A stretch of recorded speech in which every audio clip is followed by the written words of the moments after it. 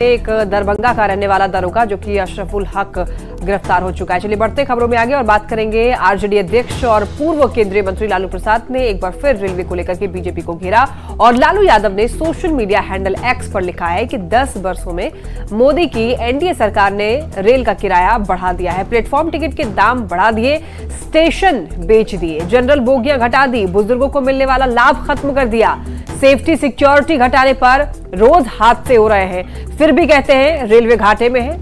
अब ये कहीं रेल की पटरियां ना बेच दें।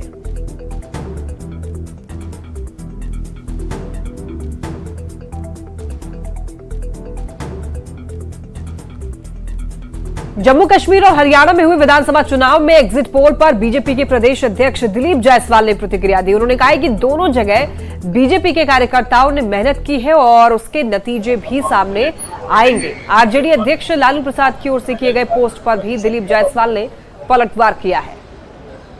राजनीति में जो है अलग अलग माहौल, अलग अलग बातें, अलग अलग सिचुएशन आते रहता है और जम्मू हरियाणा में और जम्मू कश्मीर में भारतीय जनता पार्टी के कार्यकर्ता ने काफी मेहनत किया है और उसका रिजल्ट भी आएगा। असल लालू यादव को पहले से बेचने की आदत है, इसीलिए वो इस तरह की बात करते हैं। उन्होंने बहुत कुछ बेचा है, बहुत कुछ खरीदा है ना, इसीलिए।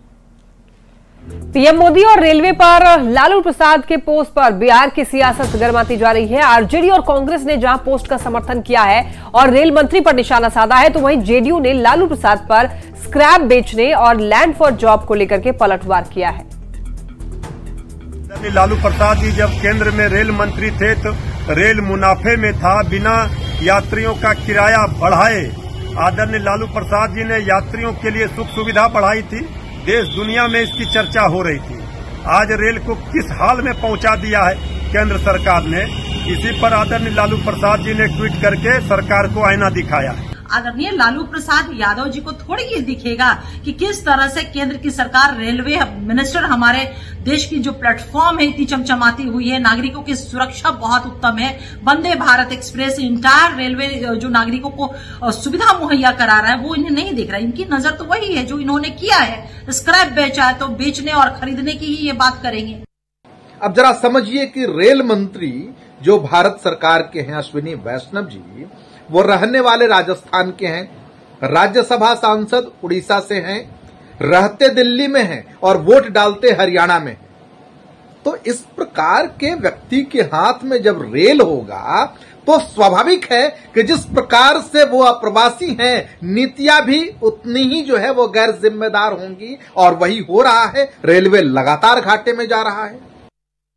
दरभंगा एयरपोर्ट से यात्रा करने वाले यात्रियों को अगले 2 महीने के लिए काफी कठिनाई होने वाली है। उन्हें विमानन कंपनी स्पाइस जेट के मनमाने रवैये को झेलना पड़ेगा। ये कहना है जेडीयू के राष्ट्रीय कार्यकारी अध्यक्ष संजय झा का। उन्होंने कहा है कि दरभंगा से उड़ान भरने के लिए नई एयरलाइंस कंपनी से बात की है, लेकिन समस्या ये है कि अगले 2 महीने तक नई कंपनी का हवाई स्लॉट दूसरे जगह बुक है। ऐसे में जब तक नई जहाज की खरीद नहीं हो जाती तब तक उड़ान सेवा शुरू नहीं हो सकेगी। सबसे दुख तब होता है जब ये देखते हैं कि लोगों का फेथ खत्म हो रहा है, विश्वास खत्म हो रहा है। वो अच्छा सिग्नल नहीं होता है। अगर लोगों का फेथ खत्म होगा एयरपोर्ट के ऊपर कि फ्लाइट आएगी कि नहीं आएगी, तो लोग फिर दूसरे जगह शिफ्ट होने लगते हैं। वो कम से कम 2 महीना लगेगा जब उनका नया जहाज आएगा। अब जो ऑर्डर जाएगा तब वो स्लॉट करेंगे, ये मेरी बात हुई, तब वो स्लॉट करेंगे। अब मंत्री जी ने प्रॉमिस किया है कि वो, क्योंकि यहाँ तो मिल जाएगा टाइम, लेकिन दिल्ली में लैंडिंग के लिए, मुंबई में लैंडिंग के लिए प्रेशर है उस एयरपोर्ट पर। उन्होंने प्रॉमिस किया है कि उन सब एयरपोर्ट पे हम टाइम देंगे। अभी किराया सब 20,000 25,000 हो गया सर। अब तो है ही नहीं, अब तो मोनोपोली है। कांग्रेस के विधायक अजीत शर्मा ने भी सीएम नीतीश कुमार से आग्रह किया है कि वो जिद छोड़ दें और शराबबंदी खत्म कर दें। अजीत शर्मा ने दावा किया है कि हर घर में शराब की होम डिलीवरी हो रही है और अधिकारी माफिया मिलकर पैसे का बड़ा खेल खेल रहे हैं। उन्होंने सलाह दी कि शराबबंदी खत्म करने से राजस्व बढ़ेगा और राज्य का विकास भी होगा। शराब होम डिलीवरी हो रहा है, घर घर बिक रहा है और सरकार को नुकसान हो रहा है। मैं आपसे आग्रह करना चाहता हूं, अपना जिद छोड़िए, क्योंकि शराब मिल रहा और पदाधिकारी शराब माफियाओं से मिले हुए हैं और मिल के चलते एक एक होम डिलीवरी हो रहा है, सरकार को रेवेन्यू का नुकसान हो रहा है। मैं आपसे आग्रह करता हूं, जिद छोड़ के जो पैसे आए, अब गरीबों को, जो आज बाढ़ पीड़ित लोग हैं, उनको पैसा आप अधिक दे सकते थे, आप उस रेवेन्यू का नुकसान कर रहे हैं। वो रेवेन्यू अगर तो बिहार का विकास कर सकते हैं। तेजस्वी यादव ने 5 देश रत्न मार्ग स्थित अपने सरकारी बंगले को खाली कर दिया है। आवास खाली किए जाने के बाद भवन निर्माण विभाग ने आवास को डिप्टी सीएम सम्राट चौधरी को हैंडओवर कर दिया। बहुत जल्द सम्राट चौधरी इस बंगले में शिफ्ट होंगे। पूरी खबर बता रहे हैं न्यूज 18 संवाददाता अमित कुमार।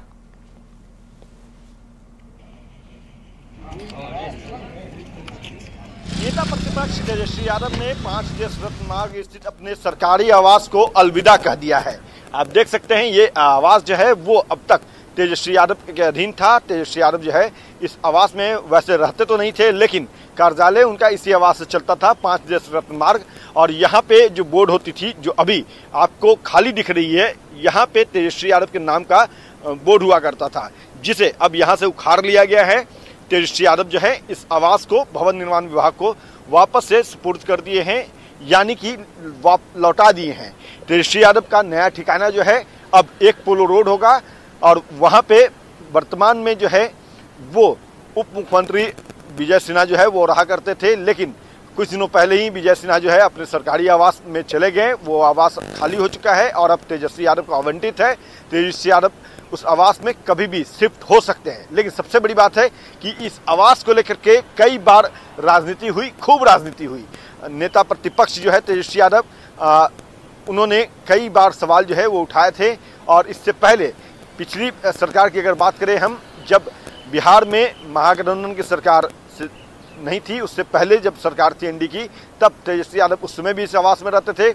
और उस दौरान जब तेजस्वी यादव ने आवास खाली किया था तो सुशील कुमार मोदी ने जो है कई सवाल उठाए थे, क्योंकि इस आवास में महंगे टाइल्स, महंगे जो चीज़ें हैं वो लगाई गई थी, बेशकीमती जो सामान है वो लगाए गए थे और उसको लेकर के सवाल उठे थे।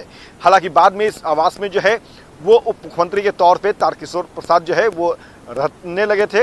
लेकिन फिर जब सरकार पलटी और सरकार जो है वो महागठबंधन के साथ नीतीश कुमार ने बनाया, तो तेजस्वी यादव को वापस उप मुख्यमंत्री का पद मिला और मुख्यमंत्री के तौर पे तेजस्वी यादव जो है वापस से यहाँ आए और फिर वो रह रहे थे। लेकिन तो अब इस आवास में जो है वो उप मुख्यमंत्री सम्राट चौधरी जो है वो शिफ्ट करेंगे। अमित कुमार, न्यूज 18 पटना। नीतीश कुमार को भारत रत्न देने की मांग पर मनीष वर्मा का बयान सामने आया है। मनीष वर्मा ने कहा कि नीतीश कुमार ने कभी अपने लिए नहीं, बिहार के लिए मांगा है और किसी ने ऐसी मांग की है तो ये उनकी अपनी पसंद है। जेडीयू के राष्ट्रीय महासचिव मनीष वर्मा जहानाबाद में कार्यकर्ता समागम में भाग लेने के लिए पहुंचे थे। मनीष वर्मा जिंदाबाद, जिंदाबाद, जिंदाबाद, मनीष वर्मा जिंदाबाद।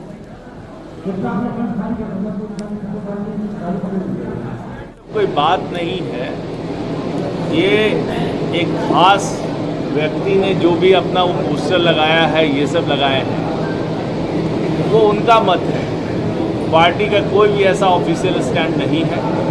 ये कुछ लोगों की इच्छा हो सकती है, लेकिन पार्टी का इसमें कोई समर्थन नहीं है, कोई ये नहीं। हम लोग के नेता अपने लिए कुछ नहीं चाहते हैं, हम लोग के नेता पूरे बिहार वासियों के लिए चाहते हैं।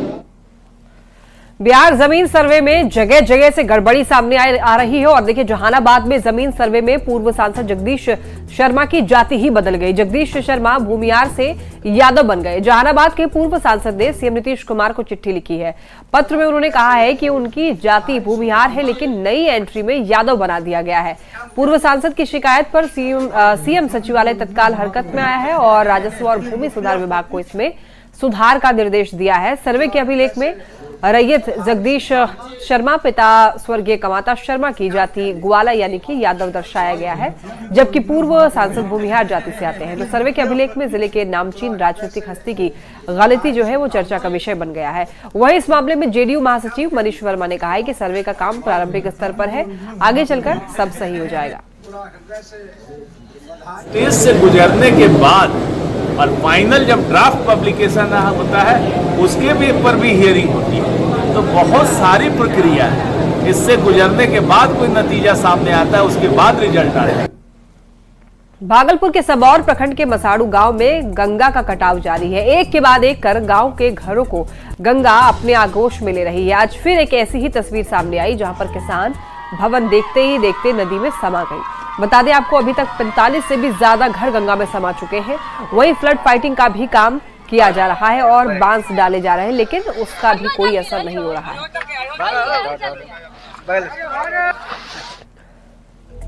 अररिया में एक बांग्लादेशी नागरिक की पहचान का मामला सामने आया। घटना रामपुर कोदरकट्टी पंचायत के मरंगी टोला वार्ड संख्या 11 की है, जहां पर पिछले 5 साल से एक बांग्लादेशी नागरिक अपनी पहचान छिपाकर रह रहा था। स्थानीय पुलिस को इस संदिग्ध व्यक्ति के बारे में जानकारी तब मिली जब वो नगर थाने में पासपोर्ट से जुड़े हुए काम के लिए गया हुआ था। बांग्लादेशी नागरिक का नाम नवाब है। 2 बांग्लादेश में चापा जिले के निवासी हैं। 1.5 साल पहले उसकी अररिया में शादी हुई थी और उसकी 9 महीने की एक बच्ची भी है। न्यूज 18 टीम ने मरंगी बंगाली टोला जाकर के नवाब के परिजनों से बातचीत की तो कई और खुलासे हुए। अधिक जानकारी दे रहे हैं अररिया संवाददाता सतीश कुमार।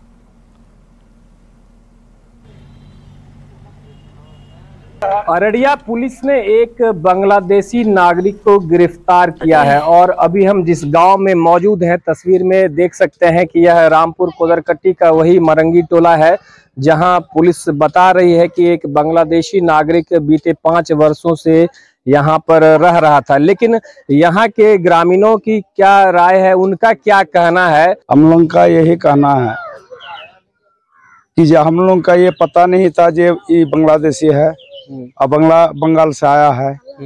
हम लोग का एक गरीब परिवार से वो शादी करवाया वो लड़का से, और वो लड़का यहीं से रह रहा है 5-6 साल से। 5-6 साल से रह रहा है जी, 5-6 साल से रह रहा है। बाकी बात वो अपना मायके यहाँ जाने के लिए भेजा बना रहा था, पासपोर्ट बना रहा था। इसी में कुछ गलत सलत पकड़ा गया वो। जो सही जमीन होगा। आप लोगों को जानकारी थी कि वो बांग्लादेश का? नहीं, हम लोगों का जानकारी नहीं था। अच्छा, तो उसमें जो है वो वीडियो में खुद बोल रहा है कि वो बांग्लादेश का, चापा कौन जिला है वहाँ का रहने वाला। जी, अभी हम लोगों का ताल लगा, ये पकड़ा जाने के बाद हम लोगों का ताल लगा कि ये सही सचमुच। नवाब को कैसे जानते थे आप?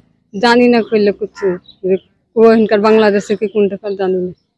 आप जानते नहीं थे कि बांग्लादेश का है कि कहाँ का है? ना, हर अब्बा जाने ना ऐसे याते नहीं यार, कथा कोई से कट्ठे कथा कोई तो लेसन भी है देश। अररिया एसपी ने प्रेस विज्ञप्ति कर यह बयान जारी किया है कि हाँ, पुष्टि हुई है इस मामले में।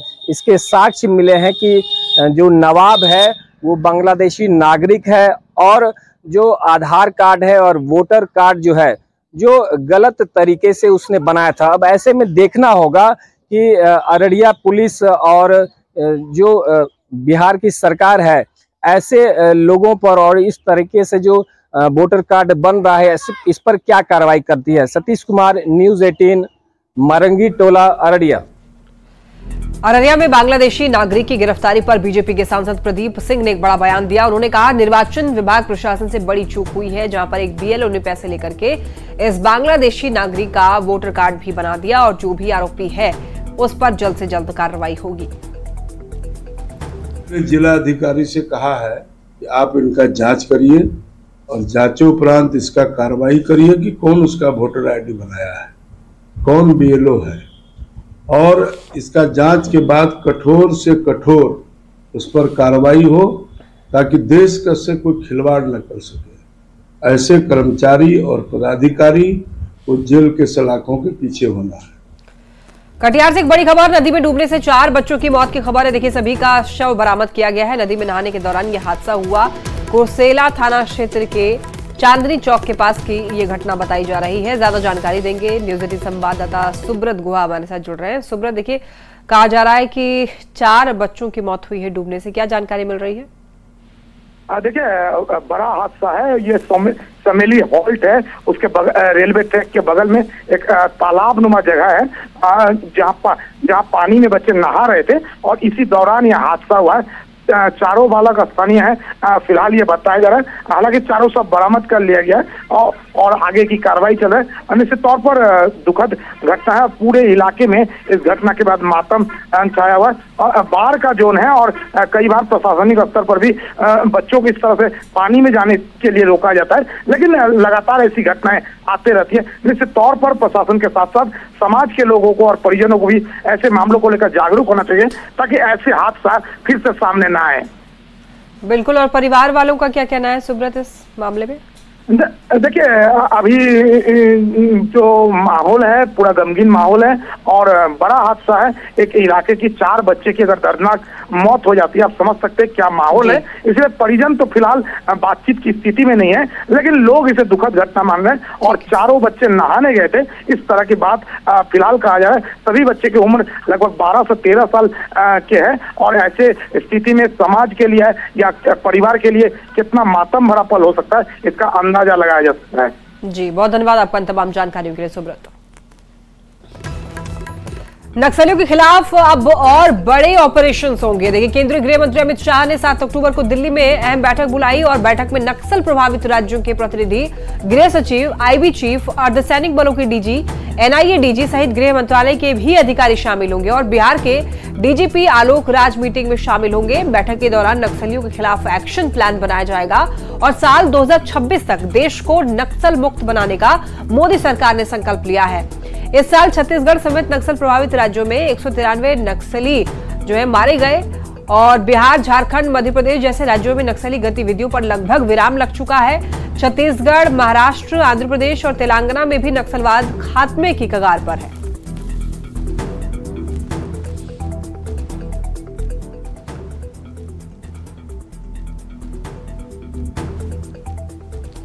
इसी के साथ बुलेटिन में इतना ही। तमाम खबरों के लिए आप देखते रहिए न्यूज़ 18।